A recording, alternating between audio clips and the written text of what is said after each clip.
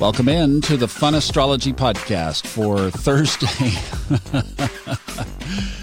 November 7th. Thomas Miller back. Thanks for joining us. This is going to be short and quick, I promise, because like we've been saying, everything is just kind of locked down right now. There's not a lot of activity going on in the chart.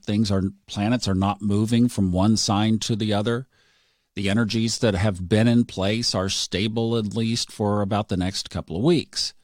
So we'll use this time to embellish a couple of other side areas of the chart that we might not normally have covered.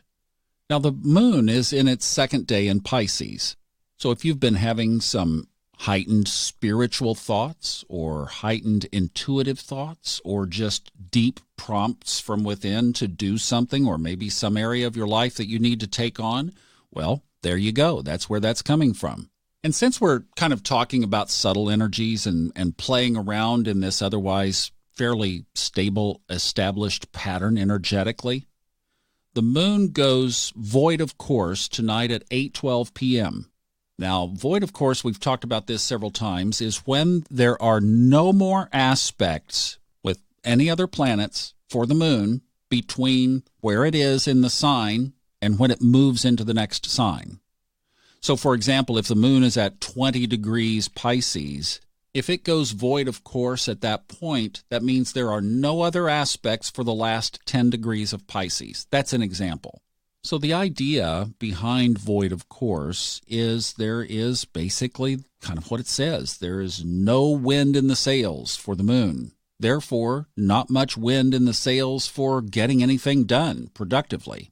So the void of course begins tonight at 8:12 p.m. Eastern Time. So if you wanted to play with something energetically, wind your evening down early tonight and do something to spend the time between winding the evening down and going to bed to just be extra reflective and extra meditative. Really try to tune in to those Piscean energies, the deep spiritual connection of Pisces, and just see what shows up. Play with it. That's a good way to put the void of course of the moon to a test and see what happens. And you might not be that in tune with things, or maybe your mind is going from the day. Perfectly normal. This is just a play. Again, it's kind of like our do stuff in the mornings. This is just a play, and you can see what comes up. I had a cool little interaction with Kelly Surtees on Twitter a couple of days ago. She had a Twitter post about Mercury Retrograde. And she was saying Mercury retrograde gets kind of a bad rap, and I agreed and chimed in. She said she uses it exactly what I was talking about, to go within and to get some things done internally around the house and etc., where we're not so concerned about out there, we're more focused in here. Now, there's one other cool thing that's going to be happening around this Mercury retrograde that is quite significant.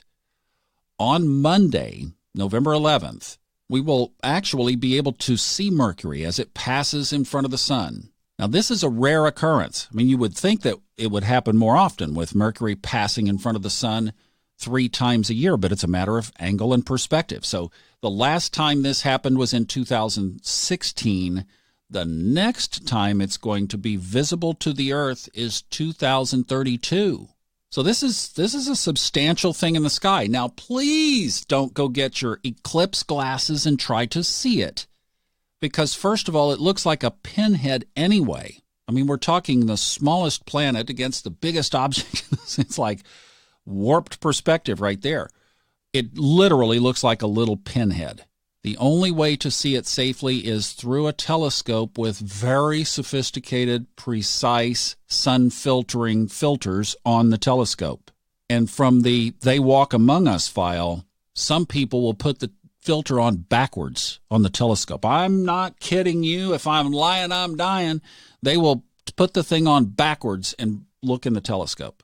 So the best way to do it would be to find a website online that's showing it. I'm sure that we can all Google. Earth Sky News would be a good place to reference from. But that's a big deal, and it will be visible to our eye on November 11th on Monday.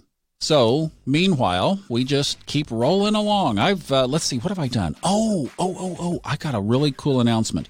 Maybe we'll do that over the weekend or something. But I bought something It's not technology. It's supporting technology. Let's put it that way.